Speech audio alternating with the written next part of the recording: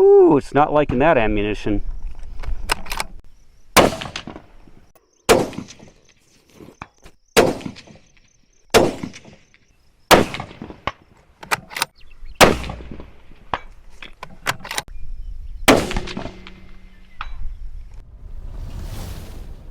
Howdy there folks, and welcome back to Bullets for Bucks. My name's Steven. Today we're going to be comparing the Browning AB3 bolt-action rifle against the Ruger American Gen 2 bolt-action rifle. First, we're going to go over the fit, feel, and function. We're also going to take them out to the range, see how they perform, and show you those results as well.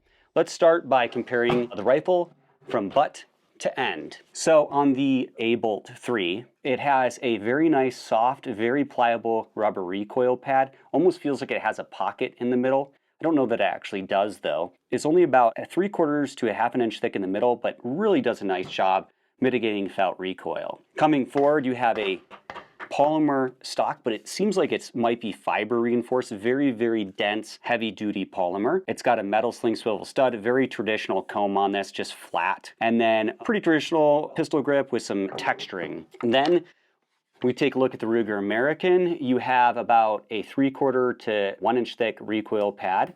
Very soft, but not as soft as the Browning. Got basically triangular cuts in it. Does a very good job mitigating felt recoil as well. Then coming forward, polymer stock, but sounds a little bit more hollow, maybe not quite as robust. It has a splatter coat paint job on it though, which is great for grippiness. Recessed metal sling swivel stud. Then it has a nice comb right here. I really like this comb. Has adjustable length of pull via removable spacers right here. The Browning AB3 does not have that. The grip on this has like a nice bulge in it, feels really good in the hand. Between those two butt stocks, I would have to say I much prefer the Ruger American ergonomically with the cheek riser, the adjustable length of pull, and just the feel of the grip. Although the AB3 does have a little bit of like a weird bulge on the right side here. It's really designed for right-handed shooters that way, and that's kind of a nice little feature. Coming forward, you have a plastic trigger guard on the Browning and a plastic bottom metal. Takes a detachable box magazine here, stamped metal magazine. I believe it's 5+1 depending on the caliber. And then you have, you know, your front action screw, rear action screw right there. Okay, you have the Ruger American with a plastic trigger guard that's part of the stock. Terrible if that breaks. You got to replace the whole stock. Then it has a separate piece that acts as the magazine well. It has a little lever right here that's held in with a roll pin that acts as your magazine release. You have to remove that though to be able to get to the rear action screw, which is kind of a pain. Can take AICS pattern magazines though, which is nice if you like to have a high capacity. The trigger on the Ruger American is also single stage with a curved trigger blade. It is adjustable though, the Browning is not. Coming forward, you have texturing down the side of the forend, a front sling swivel stud. Wish it had two so you could attach a sling and a bipod on the front. Nothing super remarkable, very just plain Jane. The barrel is fully free floated though, I did test that. Comes with a button rifled barrel, I believe, and then it comes threaded 5/8 by 24. It comes with a radial muzzle brake, and the receiver and the barrel are matte blued. Very nice bluing job though. Ruger American, Cerakoted receiver, Cerakoted spiral fluted barrel, and Cerakoted radial muzzle brake. It's threaded 5/8 by 24. Has a little bit of a finger shelf on the forend here. Barrel is fully free floated. Features a front sling swivel stud. The receiver on the Browning, just pretty unremarkable. It is like machined flat here, shed some weight I suppose. Has a lever on the left side to release your bolt. Has a 60 or 70 degree bolt throw. I'm actually not sure. Let's remove the bolt here.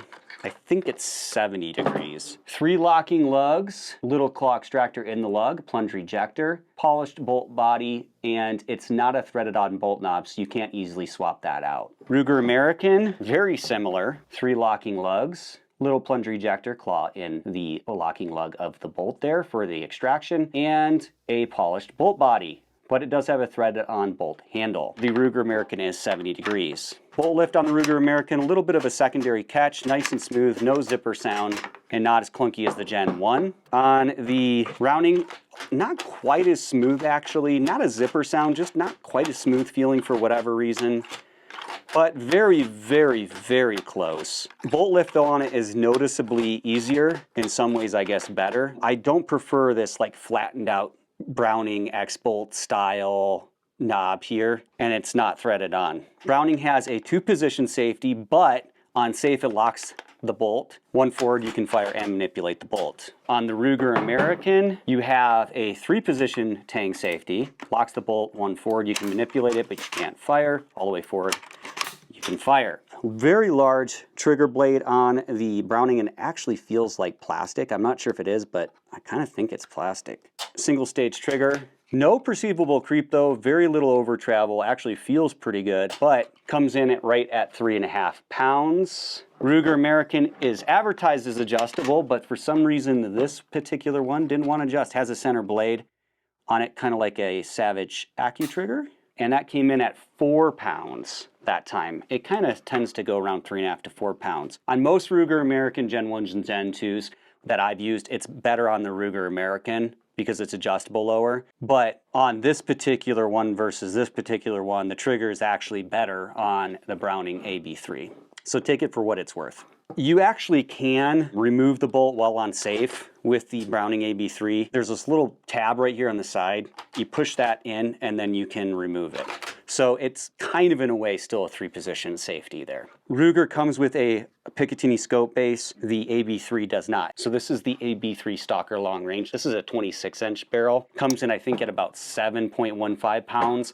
The Ruger American comes in at 6.5 pounds, so noticeably lighter, but that's partly due to this version. But generally speaking, the normal version comes in at like 6 pounds, like 10 ounces or something, or 11 ounces.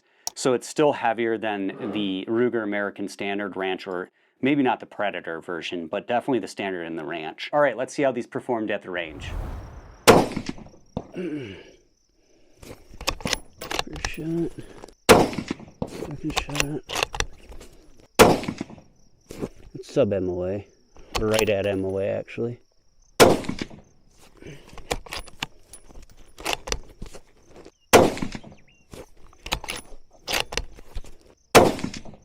Ah.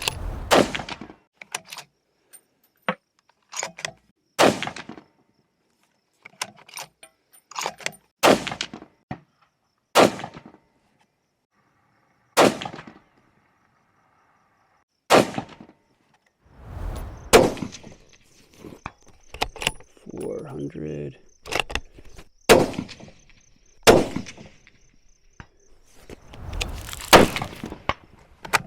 All right. First round hit.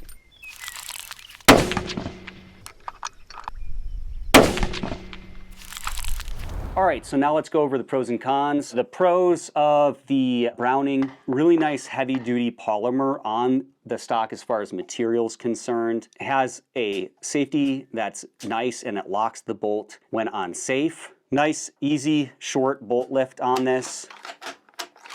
Short bolt throw. Nice, crisp, clean trigger. Comes with radial muzzle brake. It's right at 5/8 by 24. That's probably about where it ends. Let's take a look at the Ruger American now. Adjustable length of pull, nice comb built into the stock, recessed sling swivel stud. Still has the 3-position safety, so you can lock the bolt as well on safe. Cerakoted receiver, Cerakoted spiral fluted barrel, Cerakoted radial muzzle brake. And this has metal recessed V-block bedding into the receiver, so that's pretty nice. The bedding on the Browning is just a front recoil lug. Still decent, but I don't know. They're both okay, I guess. I do prefer probably the bedding though on the Ruger American a little bit better. Now let's go over some of the cons. Cons, doesn't have like a nice comb here, doesn't have a recessed sling swivel stud. Recoil pad's kind of unremarkable, isn't adjustable for length of pull.